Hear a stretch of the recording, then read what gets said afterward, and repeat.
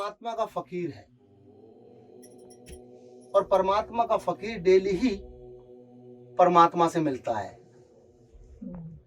और वो अपने गांव, जैसे आप द्वारकापुरी के हो या ये त्रिनगर से आए हैं इनका, तो अपने पूरे शहर की खबर परमात्मा से, आज मामो ने ये कहा है, मामो का सवाल पूछना, आज ज्योति ने ये कहा, ज्योति का सवाल पूछना, आज आशा ने ये कहा, आशा का समाधान पूछना। तो परमात्मा से कंटिन्यू बात होती थी पर्दे के दरमियान। ठीक है। उस गांव के अंदर एक बांझ औरत रहती थी जिसको संतान नहीं होते। लोग उसका मुंह मत्था नहीं देखते थे, अगर इसकी शक्ल देखेंगे तो हमारा दिन खराब हो जाएगा, क्योंकि उसको संतान नहीं थी। वो अपने घर पे हमेशा पर्दा लगा के रखती थी और अंदर रहती थी। काफी समय के बाद उसके दिल में आया कि ये परमात्मा का फकीर है, परमात्मा से रूबरू बात होती है, एक बार मैं भी पूछ लूं कि मेरे मुकद्दर में संतान है कि नहीं। तो जैसे उनके दरवाजे से गुजरा, उसने पर्दा हटाया। उन्होंने कहा कि हे परम पिता परमात्मा के चाहने वालों, मेरा एक संदेश है। उन्होंने कहा, पहली बार आवाज आई तो मुझे जवाब सुन के बोले, बोलो। कि ये पूछना कि परमात्मा से मेरे मुकद्दर में संतान है या नहीं है। उनका ठीक है। चले गए। जाने के बाद जैसे परमात्मा से आमने सामने बात हुई पर्दे के दरमियान, तो उन्होंने कहा कि आज मैं बड़ा चिंतित हूं। एक ऐसे से हमारे गांव में एक नारी रहती है, उसको संतान नहीं है और पूरा गांव उससे जो है खफा रहता है।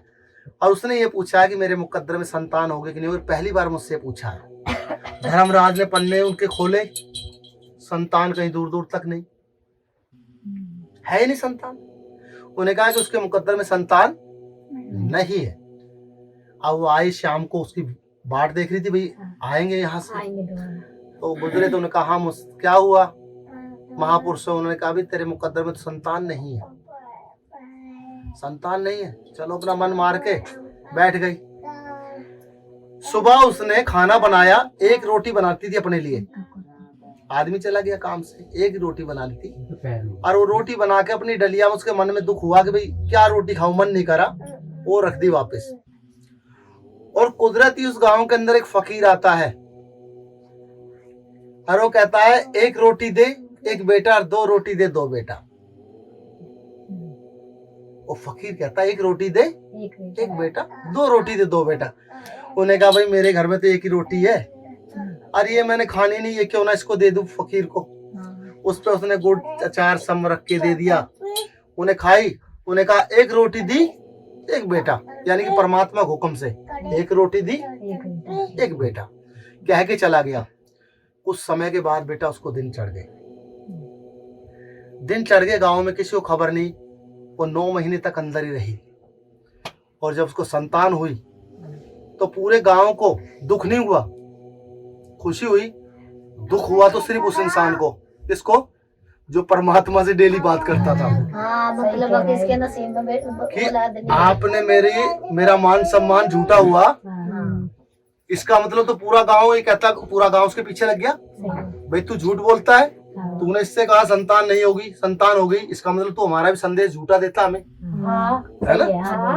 सब पीछे लग गई उसकी। अब वो जाकर परमात्मा से लड़ाई करता है, कहता है कि आपने कहा था उसके मुकद्दर में संतान नहीं है, ये संतान अब कहां से आई? अब परमात्मा ने कहा, भाई मैं तेरे क्वेश्चन का जवाब में नहीं दे सकता, आप एक काम करो,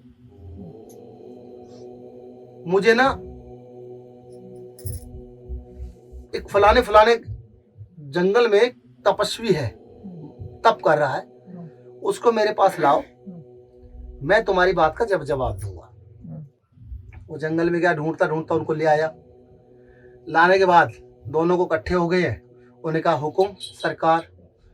उन्हें कहा, भाई ये 2 बकरी के बच्चे, ऐसे हाथ किया, परमात्मा तो परमात्मा है, बोला ये दोनों ले जाओ एक एक, इनका गोश्त काट के लाओ, पर शर्त एक है, कोई तुम्हें देख ना ले। अब वो चल दिए दोनों। अब जो परमात्मा का डेली मानने वाला था ना, डेली चाहने वाला, मिलने वाला, वो कभी तो पाइप के अंदर घुस जाए, कभी किसी छप्पर के अंदर घुस जाए, फिर क्या, ओहो परमात्मा तो देख ही रहा है, ओहो परमात्मा देख रहा है। वो गुस्से में आकर उसका कान पकड़ के छोड़ दिया। और जो दूसरा था, जो फकीर जिसको लेकर आए, उसने तो उसको वहीं छोड़ दिया। और उसने क्या किया कि जो पेड़ के पत्ते ना वो ढाक के पत्ते होते हैं, उसकी पत्तल बनती है। तो पहले समय में पत्तल से ही खाना खाते थे, भोजन करते थे, पत्ते पे या पत्तल पे। तो वो पत्तल जो उसने क्या किया, महाराज ने पेड़ से पत्ते तोड़े और ऐसे तिनियों से बनाकर पत्तल बनाई 2, और अपने जिस्म का गोश्त कोई जगह का मांस नहीं छोड़ा, पत्तल में रखा और ढक के और चले गए। अब दोनों परमात्मा के सामने पेश होते हैं। पहले से पूछा जो डेली मिलते हैं, हाँ भाई, कह रहा जी मैं तो इसलिए नहीं ले पाया कि जहां जाऊं आप ही दिखते थे। आपने कहा कोई देखे ना। दूसरे से कहा भाई आप, उन्होंने कहा जी मैं तो प्रभु ये लेकर आया हूं, ये लो। उन्होंने कहा मैंने तो एक टुकड़ा मांगा था। कहना प्रभु आपने ये नहीं कहा था कौन सी जगह का टुकड़ा चाहिए गोश्त का, मैं तो अपने सारे जिस्म के टुकड़े करके ले आया। जब उसने कहा सुन ये देख, तू मुझे खुश करने के लिए उसको काट रहा था है, और ये अपने जिस्म के टुकड़े, और मैंने एक टुकड़ा मांगा है पूरे जिस्म के टुकड़े करके ले आया। मेरे लिखे हुए को ये नहीं काटेगा तो कौन काटेगा? ऐसे फकीरों की वजह से मेरा लिखा हुआ भी कट सकता है। तू मुझसे डेली मिलने आता है, मैं इससे डेली मिलने जाता हूँ। देख ले, ये सच्चाई है ना, सच्चाई तो सच्चाई है। परमात्मा कह रहा है कि तू मुझसे डेली मिलने आता है क्योंकि तू दुनियावी लोगों का संदेश लेकर आता है, मुझे खुद जाना पड़ता है। और मैं इसके इसमें दीवानगी में मैं इसके पास मिलने जाता हूँ, इसलिए मेरे लिखे हुए को भी काट दिया। मैंने इसकी बात पूरी नहीं करूंगा तो किसकी बात पूरी करूंगा, इसमें मेरा लिखा हुआ भी कट गया। अब देखो कौन सच्चा। तो भक्ति ईश्वर की, दिल से भक्ति भाव की होती है और दिखावे की नहीं होती बेटा। दिखावे की नहीं होती। भक्ति में छल नहीं होना चाहिए, भक्ति में दिखावा नहीं होना चाहिए, भक्ति में झूठ नहीं आज होना तो चाहिए। रूम रूम में रग रग में छल भरा है। ठीक है ना, समझ रहे हो? अब ये इसने कहा गुरुजी मुझे बेटा हो जाए, ये सामने बैठा है मेरा लविश, ये देखो तो कितना सुंदर है, देख रहे हो हीरो है? अब इसको कहा बेटा अगली बार बेटा लेके आई हो, यही बात थी, बेटा लेकर आई। मैंने कुछ दिया नहीं, मैंने कोई जड़ी दवा गोली दी नहीं, मैंने उस परमात्मा से बस प्रार्थना की कि भाई इस बच्ची को जो है एक संतान मिल जाए, पुत्र मिल जाए। तो पुत्र मिल गया, सामने है तुम्हारे।